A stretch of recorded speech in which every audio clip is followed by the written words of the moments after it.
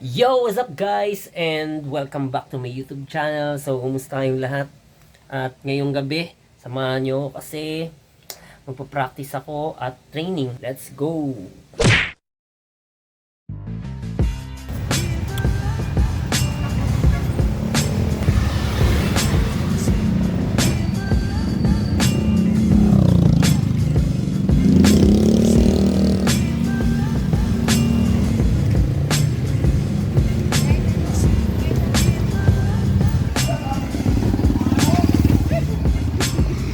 Side nga pala guys.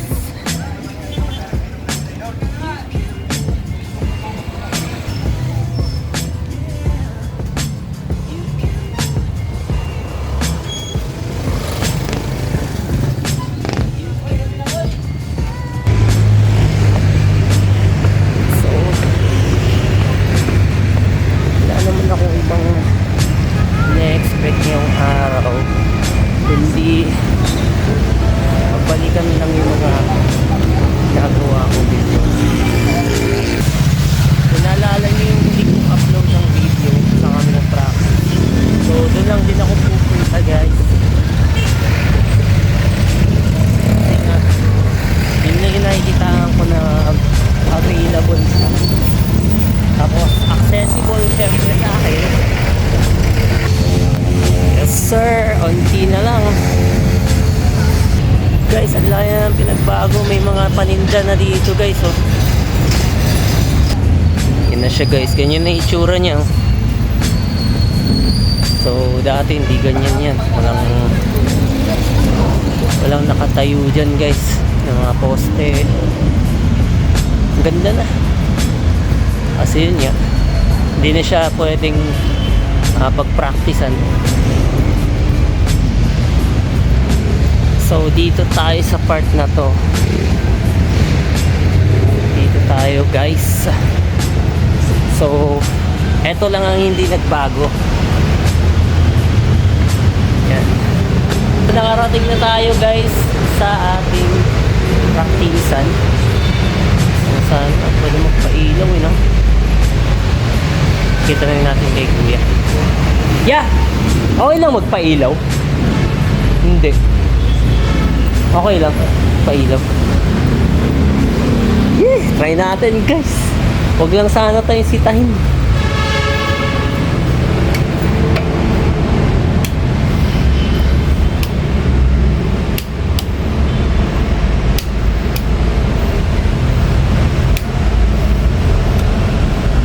Diba?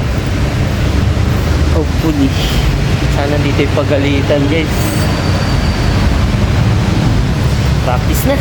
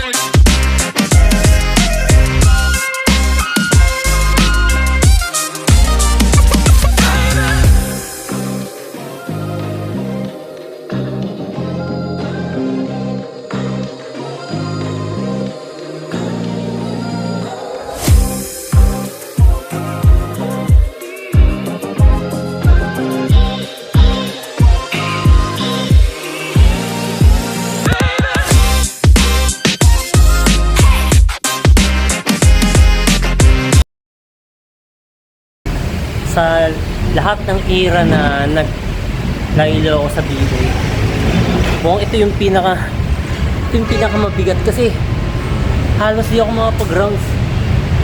Parang lang yung pilit, tapos mayroon kang nararamdaman dito sa lower back, may parang naipit, pero okay lang naman ako. Pero yun nga, may changes talaga eh. Yung tipong ano, akala mo sa sarili mong kaya mo pa, mas magugulat ka, magre-react yung katawan mo. Mukhang ito yung panibagong segment natin sa channel. So, kakaiba to ngayon guys. Kakaiba talaga. Kailangan dito consistency, commitment syempre, discipline din. So I think madudugtungan to. Madudugtungan to guys. Mukhang hindi ko na kaya mag rounds, pero tatry ko pa rin yung mag push up tsaka sit ups. Samahan nyo ako guys. Let's go.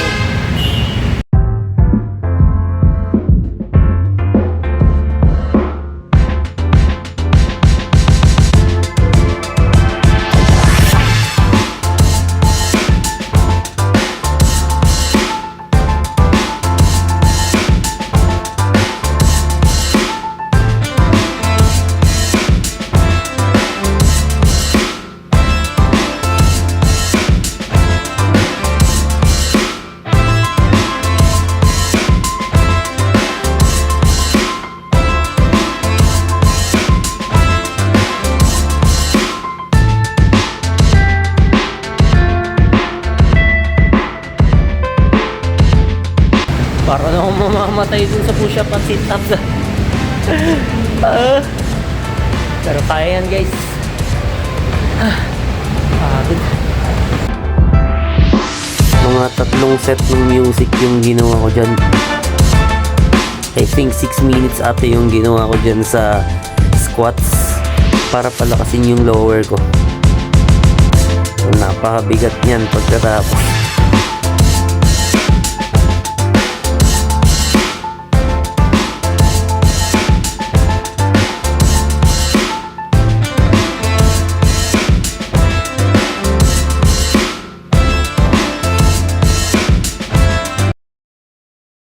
Yun guys, sits up pa.